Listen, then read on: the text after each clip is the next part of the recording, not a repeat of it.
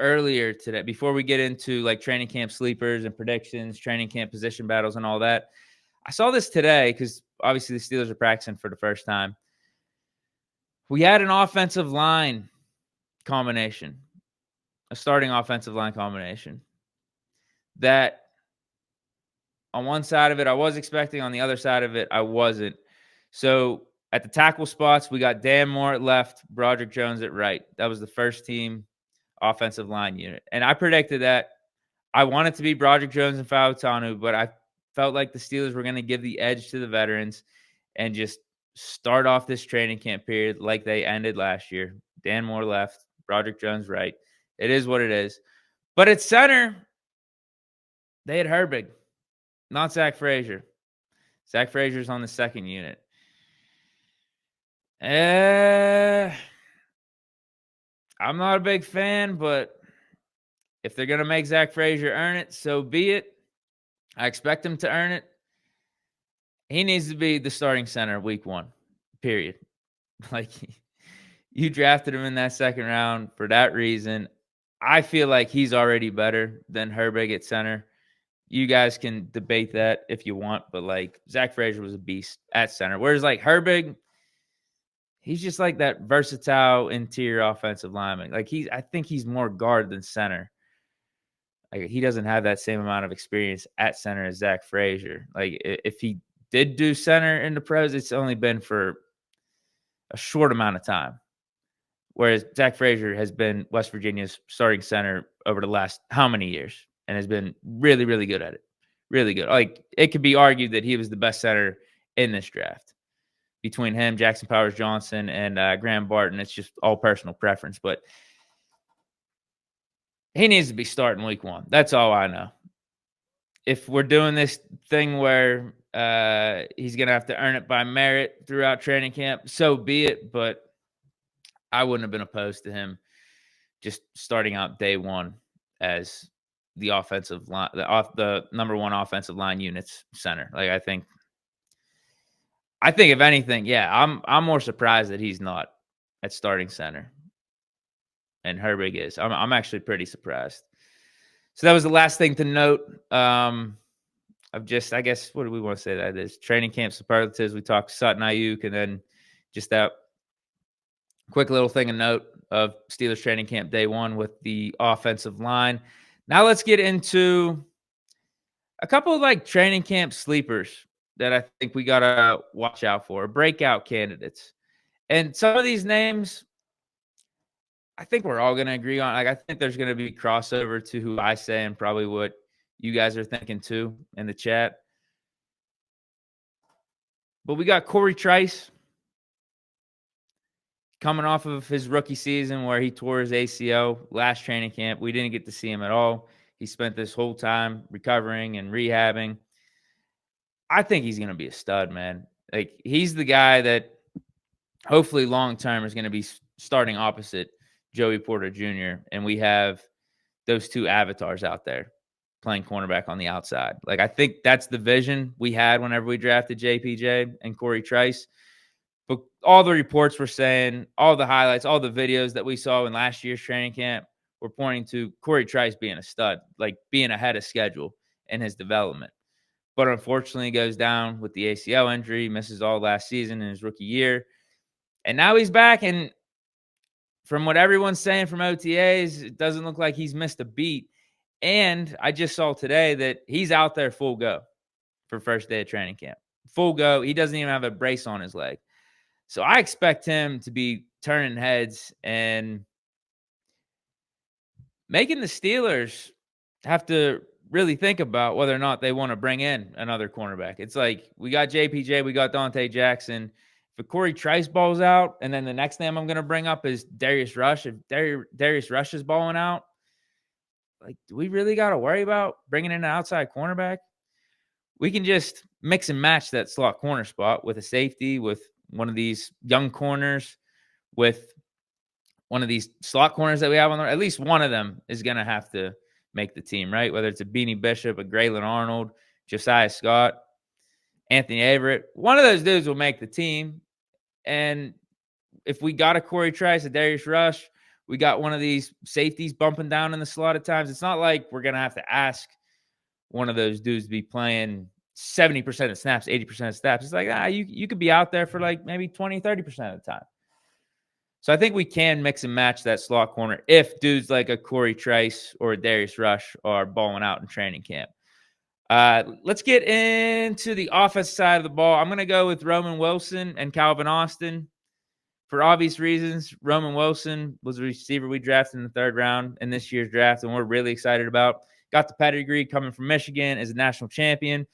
But outside of even the route running and the speed that he possesses, what he's got is like a Steeler mentality, like that blue-collar toughness. Like, he loves blocking. He loves doing everything he can to help his team out.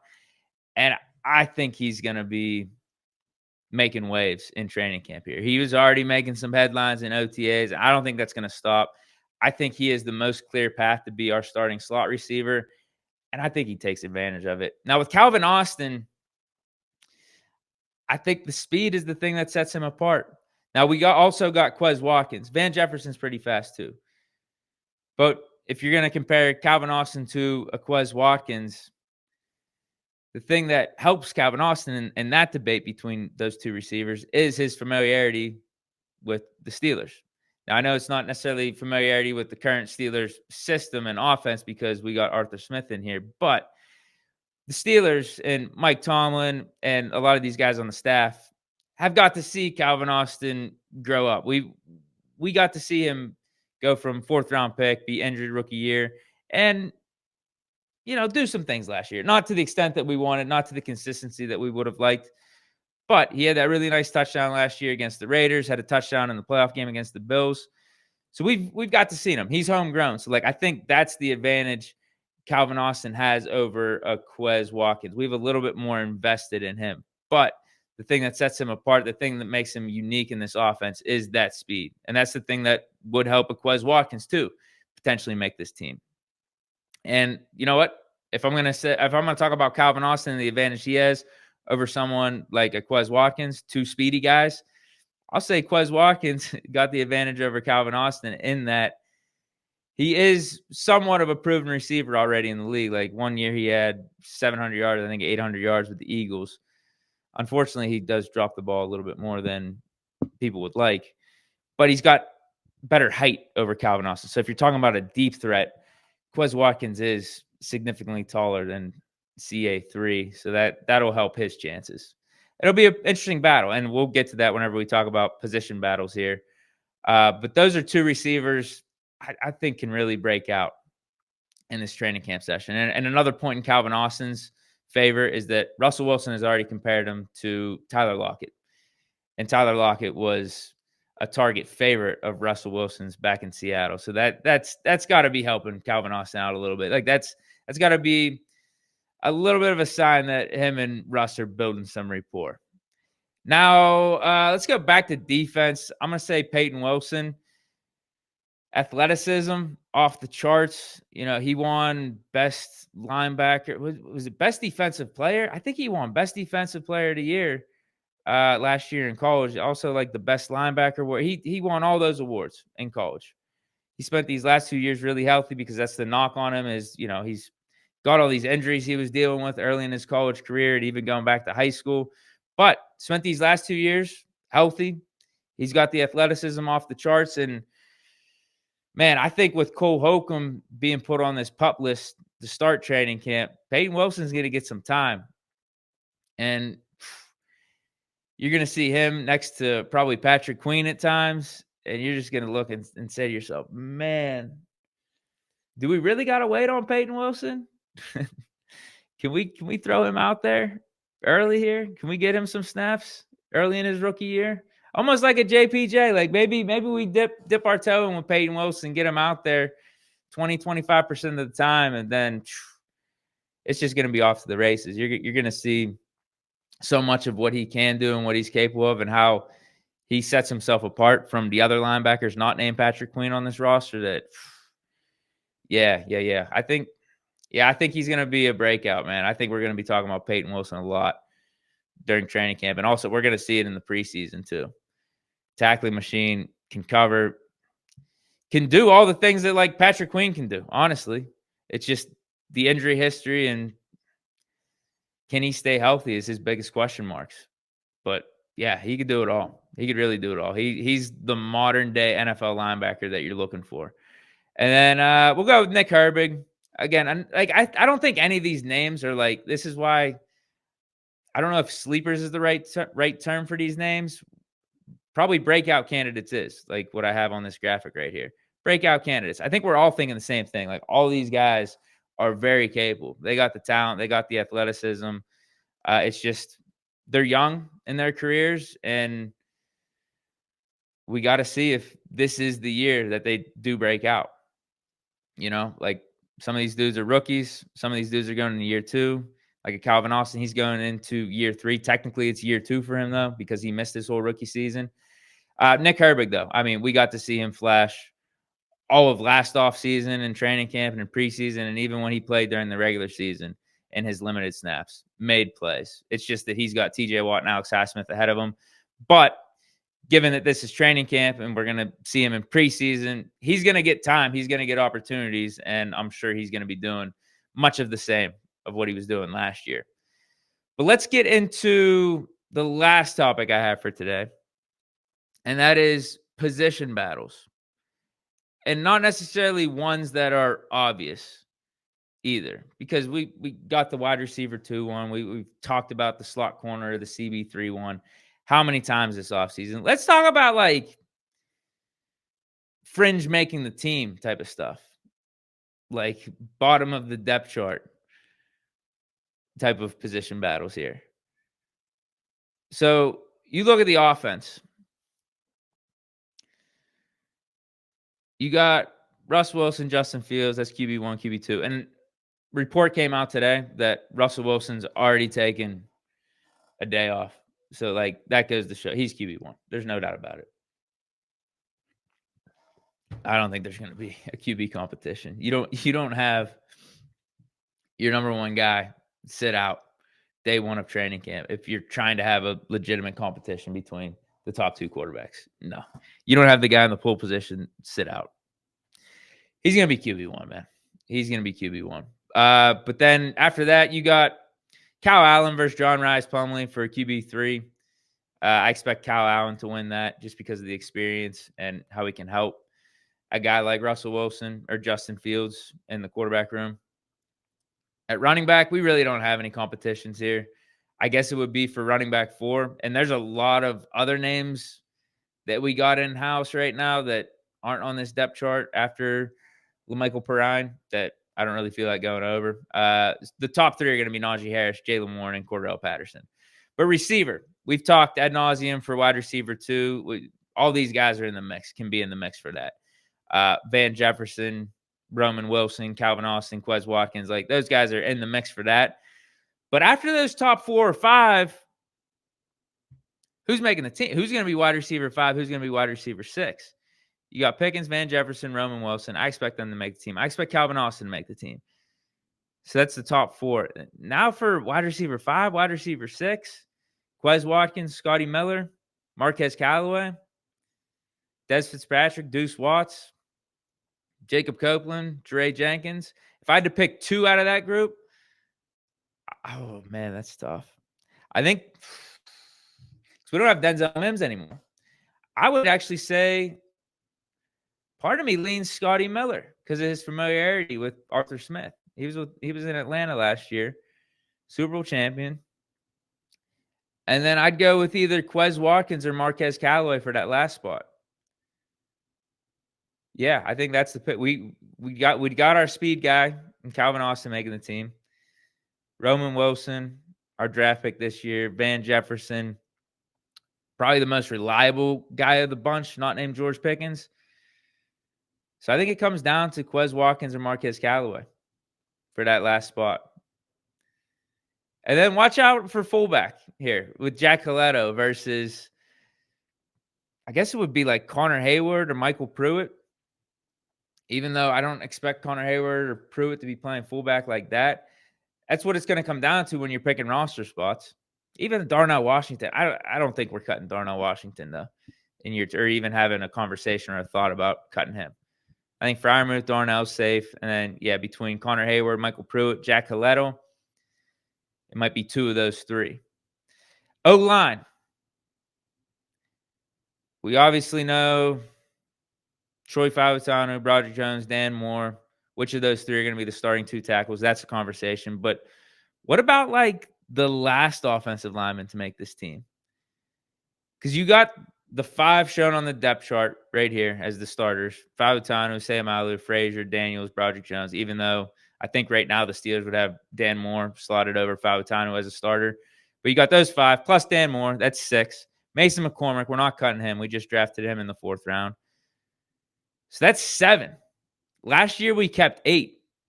Who's going to be that 8th guy on this offensive line? I don't know if we'd be willing to keep 9. Maybe we would. But then you got Nate Herbig, Spencer Anderson, and Dylan Cook. Those 3 guys vying for either 1 spot or 2 spot.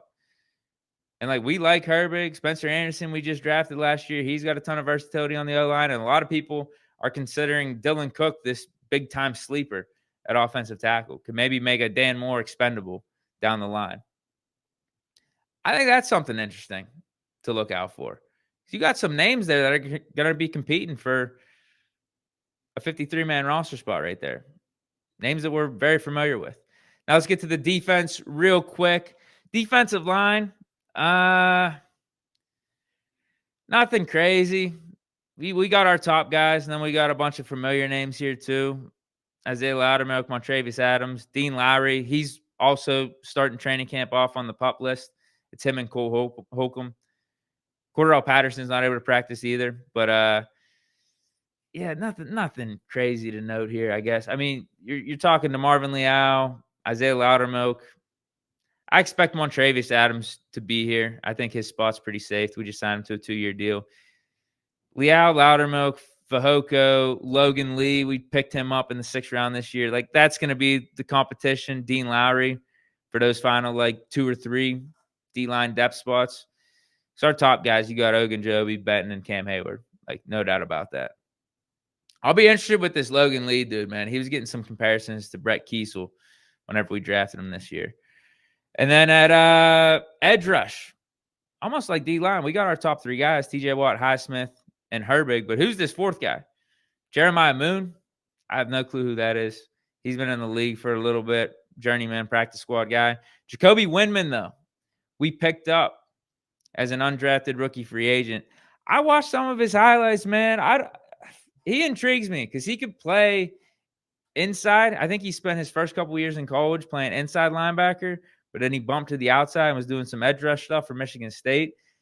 He's pretty smooth with his moves. I'd watch out for him. If I had to bet, I think he beats out a Jeremiah Moon for that edge rush 4 spot. And then in the secondary, do we got to go over anything in the secondary? Sorry, I've already talked about slot corner enough. Josiah Scott, Graylin Arnold, Anthony Averett. Obviously, Cam Sutton's there. He's going to be on the team, but he's going to be suspended for the first 8 games. So there's opportunity. Beanie Bishop, he's not listed here for whatever reason. Ryan Watts, we're going to be bumping him to safety most likely, but can he take on an inside role in the slot? So there's a bunch of names out there that are going to be battling for that slot corner spot. And like I mentioned, we could really mix and match things with moving a safety down, moving an outside guy in. There's ways to go about it. There's definitely ways to go about it. I want to give a shout out to Jay Smokin for stopping through. What's good, bro? He says, not going to lie, other than GP, our wide receiver core is mid at best.